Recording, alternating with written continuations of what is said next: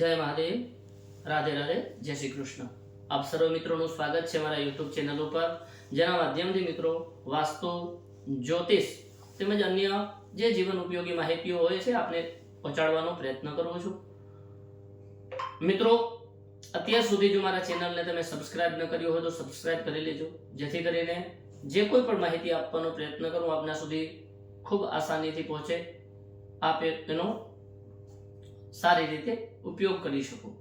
મિત્રો, આજે એક સુંદર મજાનો દિવ્ય સંયોગ બની રહ્યો છે। આજે એકાદશી છે અને એકાદશીને ગુરુવાર છે, તો આજે એક સુંદર મજાનો નાનકડો ઉપાય જો કરવામાં આવે તો મનવાંછિત ફળની પ્રાપ્તિ થતી હોય છે, મનોકામનાઓ જે છે પૂર્ણ થતી હોય છે।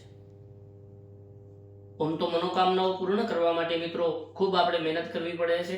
આપણે જે પણ ફિલ્ડની અંદર હોઈએ કે જે પણ વ્યવસાય કરતા હોઈએ એની અંદર આપણે ખૂબ ધ્યાનપૂર્વક તનતોડ મહેનત કરીએ ત્યારે આપણી મનોકામનાઓ પૂર્ણ થાય છે। પણ ક્યાંક ને ક્યાંક જ્યારે આવી મહેનત કરવા છતાં પણ આપણે એની અંદર થોડા ઘણા પણ પાછળ રહેતા હોઈએ કે જ્યારે આપણી મહેનત પૂર્ણ કામ ન કરતી હોય, આપણું ભાગ્ય, આપણું લક આપણાને સાથ ન આપતું હોય, ત્યારે જો મહેનતની સાથે સાથે આવા સુંદર મજાના નાનકડા એવા દિવ્ય પ્રયોગ કરવામાં આવે તો પણ એનું ખૂબ સારું પરિણામ મિત્રો મળતું હોય છે। તો આજે એકાદશીના દિવસે એક નાનકડો એવો સુંદર મજાનો પ્રયોગ કરવાનો છે।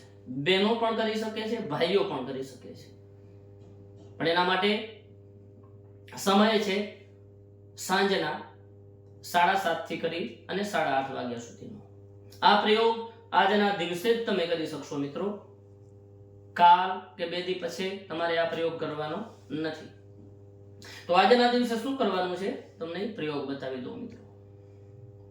સાંજના સમયે નાઈ ધોઈ પવિત્ર થઈ જે કંઈ આપણું નિત્યકર્મ હોય એ પરવારી નિત્યકર્મમાંથી આપણે મુક્ત થઈએ કે નિત્યકર્મ કરી લઈએ, ત્યારબાદ થોડો ઘઉંનો લોટ લેવાનો છે, એની અંદર થોડી હળદર મિક્સ કરવાની છે અને જેમ કોઈ રોટલી બનાવવા માટે કે પૂરી બનાવવા માટે આપણે લોટને બાંધી દેતા હોઈએ તો એ રીતે તૈયાર કરી દેવાનો છે લોટને, અને એની અંદરથી 11 દીવડાઓ બનાવવાના છે।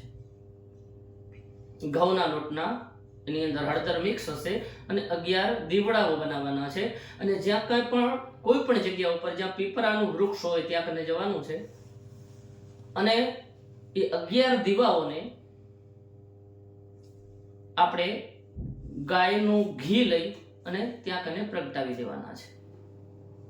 ત્યાં બેસી આપણી જે કંઈ પણ મનની ભાવનાઓ દીવાઓ પીપળા નીચે પ્રગટાવી અને આપણી જે મનની ઈચ્છાઓ છે જેને પૂર્ણ કરવા માટે આપણે ખૂબ તનતોડ મહેનત કરી રહ્યા છીએ, પણ તેમ છતાં એની અંદર કંઈક પાછળ પડી રહ્યા છીએ, તો એ આપણી જે મનની ઈચ્છાઓ છે એ આપણે ત્યાં કને વ્યક્ત કરવાની છે, મનોમન પરમાત્મા કને, ભગવાન નારાયણ કને, વિષ્ણુ કને,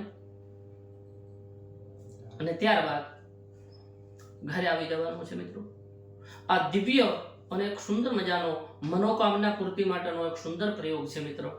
અવશ્ય આપણે ભાવપૂર્વક શ્રદ્ધાપૂર્વક કરવો જોઈએ, અને આ પ્રયોગ કરવાથી હું એવું નથી કહેતો કે આ પ્રયોગ કરશો એટલે તમારી મનોકામનાઓ પૂર્ણ થઈ જશે। આપણે જે મહેનત કરતા હોઈએ તો ચાલુ જ રાખવાની છે, પણ સાથે સાથે આપણી મહેનત અને પરમાત્મા ભગવાન નારાયણની જો કૃપા થાય તો આપણી મનોકામનાઓ અવશ્ય પૂર્ણ થશે। આ પ્રયોગ આજે સાંજે કરવાનો છે મિત્રો, અવશ્ય કરવો જોઈએ। જો વિડીયો પસંદ આવે તો લાઈક કરજો, આપના મિત્રો સુધી, આપના ભાઈઓ સુધી શેર કરજો, અને મારા ચેનલને જો અત્યાર સુધી સબસ્ક્રાઇબ ન કર્યું હોય તો સબસ્ક્રાઇબ અવશ્ય કરજો। જય મહાદેવ, રાધે રાધે, જય શ્રી કૃષ્ણ।